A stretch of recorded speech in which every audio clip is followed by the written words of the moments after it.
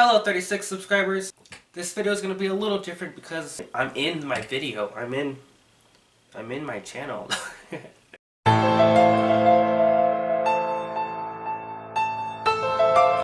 Dang.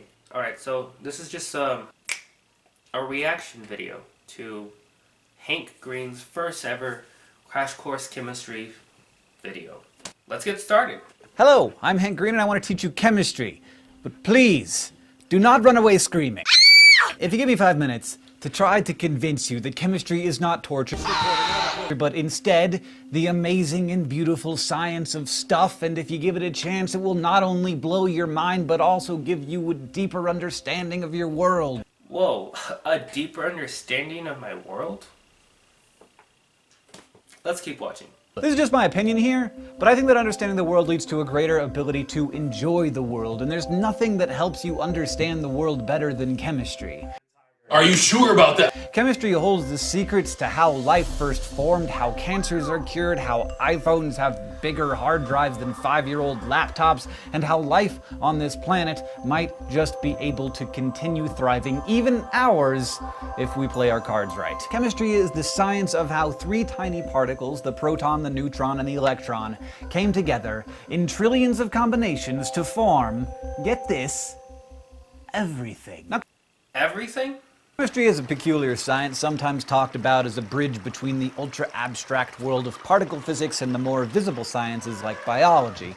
But calling chemistry a bridge It's racist. is like calling Eurasia an island. Chemistry has it all. Mad scientists, world-changing revelations, the practical, the impractical, medicine, bombs, food, beauty, destruction, life. Did you see that guy eating a ball of fire? Oof. Dang. I would not want to be him on the toilet. And death answers No! I skipped it. and death answers to questions you never knew you had. I love chemistry, and I hope I can give you a glimpse into why. So today, let's start out with maybe the biggest idea of all time and move on from there. Stuff is made from atoms. When atomic theory was first proposed, it sounded pretty crazy. And yes, we call it atomic theory, using the scientific definition of theory, which is a well-tested set of ideas that explains many disparate observations, not the colloquial definition of theory, which is a guess. Oh, really? So luckily there's no one running around anymore saying, atoms are just a theory. But it wasn't that long ago that people were running around saying that, and you want to know who settled it for good? Einstein. Atoms had been postulated for a long time by the 20th century, but it wasn't until Einstein mathematically proved the existence of atoms and molecules in 1905 that the matter was truly settled. And you thought Einstein was all about relativity and E equals mc squared. He also proved atoms exist. Get on his level. Here's how it happened. In 1827, a botanist named Robert Brown was looking at pollen grains in water through a microscope, and he noticed that they jiggled randomly even when there was no movement to cause the jiggling. Jiggling. It was a mystery for a long time, until 1905, when Einstein theorized that this phenomenon was caused by as yet unproven atomic particles actually smacking into the grains of pollen. He wrote up some fancy math, showing that his theory predicted this motion almost perfectly, and everyone had to concede that yes, tiny, discrete bits of matter were indeed smacking into Smacking. the pollen, and thus molecules, and by extension atoms, must exist. Today, we remember this botanist and his discovery by calling the motion he observed Brownian motion. It's kind of crazy. Wait, did he just say brownie? Brownie. He did. That every physical thing you've ever interacted with is made up of little ball thingies. It started with people wondering what would happen if you just kept slicing something in half forever. Eventually, and of course it turns out that there's no knife sharp enough to do this, you end up with one pure unbreakable bit of that substance. The word atom. Alright, so when he said the word atom, who thought about that robot Atom from the movie? Indeed is from the Greek for indivisible, though, of course, as we learned in World War II, atoms can be broken as well. So all the stuff that we think of as stuff is made of atoms, tiny, discrete particles that have specific properties depending on the arrangement of three simple subatomic particles. There's the proton, heavy and positively charged, the neutron, about the same size as the proton but neutral, and the electron, which has the same amount of charge as the proton, just opposite, and very nearly has no mass at all, about 1,800 times less massive than the proton or neutron. Protons and neutrons hang out in the nucleus, and thus are the nuclear components, or nucleons.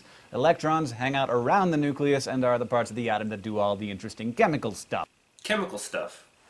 But before we get to the chemistry of the electrons, we first have got to understand the properties of the nucleus. Okay, this is pretty important, so pay attention here. The number of protons in an atom determines what element it is. 79 protons, always gold. 59 protons, always praseodymium. The number of protons in an element is its atomic number. It sits right on top of the box in the periodic table because that is the element's defining trait. So an atom of silver with 47 protons in its nucleus is always an atom of silver. Depending on what its electrons are doing and what it's bonded to, it might be part of a chemical that's silver-colored or black or blue or shiny or poisonous or a cure for disease.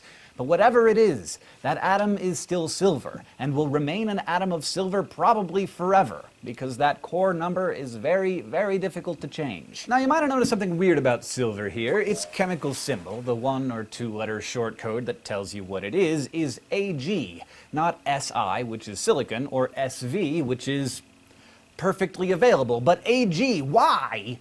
To torture you? Yes. No. Silver, of course, because we've known about it for a long time, was one of the first elements added to the periodic table, and back then it was called argentum, Latin for shiny gray stuff. Shiny gray stuff, ladies and gentlemen. Shiny gray stuff. Also, the root of the word Argentina, where Spanish explorers heard rumors of mountains made of silver, which of course did not exist. The name Argentina, just like the chemical symbol Ag, stuck, despite neither of them being particularly representative of reality. Now, back to science. Nuclei, which is the plural of nucleus, are boring. Just like this video. They're thousands of times smaller than the atom as a whole, and they mostly just sit around being exactly the same as they were when they were first created billions of years ago, held together by the strongest of the 4 fundamental forces of physics, the strong nuclear force. The fact that nuclei are so boring is the very reason they're the defining characteristic of elements. While electrons can jump from atom to atom whenever it's convenient, the number of protons is almost always extremely stable. So that core of the atom, the nucleus, always comes out of chemical reactions unscathed. It's the bit that we can bump around from reaction to reaction, but always remains pure and behaves the same way as any other atom with that number of protons. The atomic number is the soul of the atom. It's what makes it it. It's what makes it it.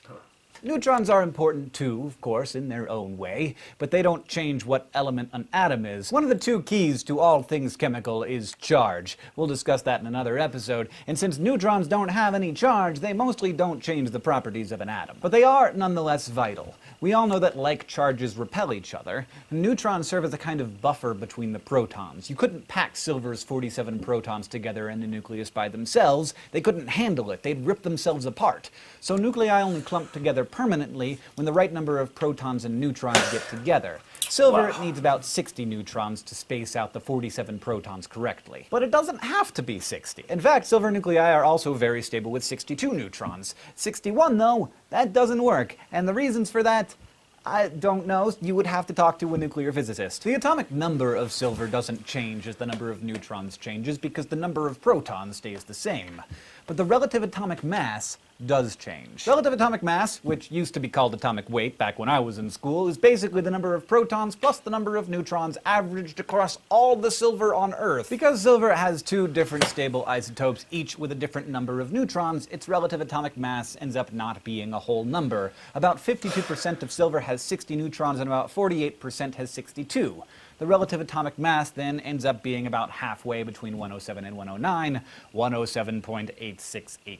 You'll note that I said these 2 different sorts of silver are called isotopes. They have different masses but the same chemical properties and are the same element and so belong in the same place on the periodic table. In fact, the word isotope means same place. And different isotopes have different mass numbers. The mass number is just the total number of nucleons in the nucleus, which is different from atomic mass. It's simple simple addition for a single atom rather than an average of all the relative atomic masses of all the silver atoms on Earth. So silver has two stable isotopes, one with a mass... This is a lot of information to take in, like if you never took a chemistry class and just watch this video, you're just, like, it's easy to understand, but like, it's just a lot.